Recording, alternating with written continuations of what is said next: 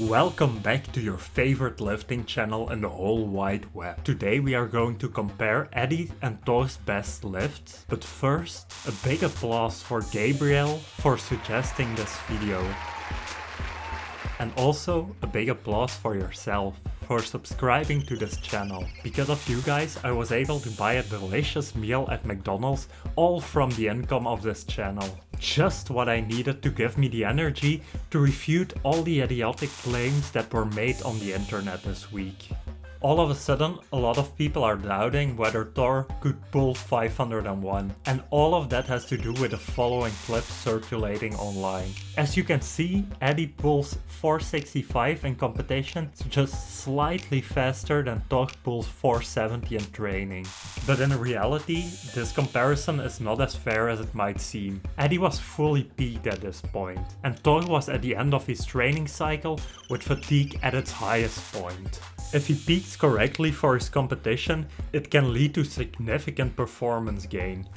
So let's look at what really happened. Both Thor and Eddie competed at the Arnold in the same year of the world record attempt, both without a suit. Eddie pulled 465 and it was quite a struggle, while Thor just effortlessly moved away to log out. This was only his second attempt and he passed on his third, almost like he just lifted his weight to make a statement of what is to come. He also pulled 480 in the gym on an elephant bar and it moved very smooth without significant hitching.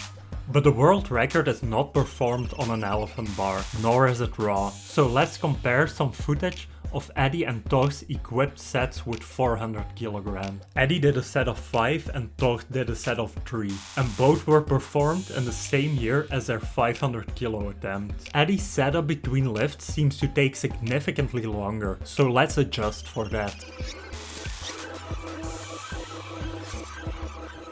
As you can see, the difference between the two seems a lot less convincing here.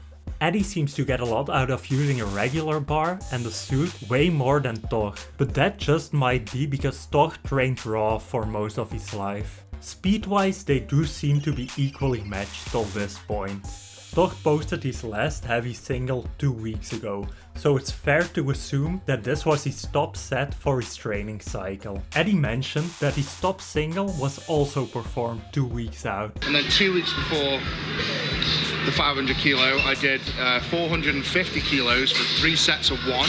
But it was 20 kilograms lighter, so let's compare the two. Eddie does log out a little bit before Thor, but speed-wise, the reps seem to be pretty close, considering that Thor is just a little bit taller. When we slow the clip down, we can clearly see that Thor is already well past the knees when Eddie locks his deadlift out, so surprisingly close for an almost 5% difference in weight.